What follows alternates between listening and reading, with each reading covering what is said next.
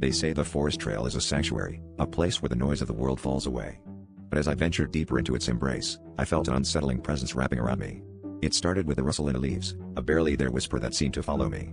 I shrugged it off as the wind, but the whispers grew louder, carrying words that felt intimately familiar. My own secrets, things I had never spoken aloud, echoed back to me from the depths of the woods. It was as if the trees themselves were alive, holding within them the tales I had buried deep within my soul.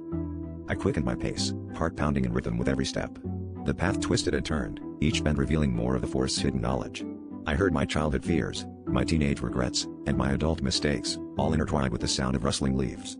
The whispers weren't just random, they were deliberate and personal, taunting me with the things I wished to forget.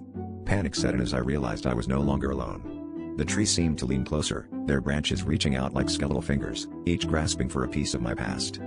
The air grew colder, and shadows lengthened as the sun dipped below the horizon. In the dim light, I spotted a clearing up ahead, a place where the whispers seemed to converge. Against my better judgment, I was drawn to it, compelled by a force I couldn't understand. In the center of the clearing stood an ancient oak, its gnarled trunk covered in strange markings that glowed faintly. As I approached, the whispers reached a fever pitch, swirling around me in a cacophony of my own voice. It was then that I saw them, faces etched into the bark, twisted and tormented, each one a reflection of my own sins. I realized too late that the forest wasn't just listening, it was judging. The whispers became a roar, and the ground trembled beneath me. The faces in the tree seemed to come alive, their eyes opening to reveal hollow voids.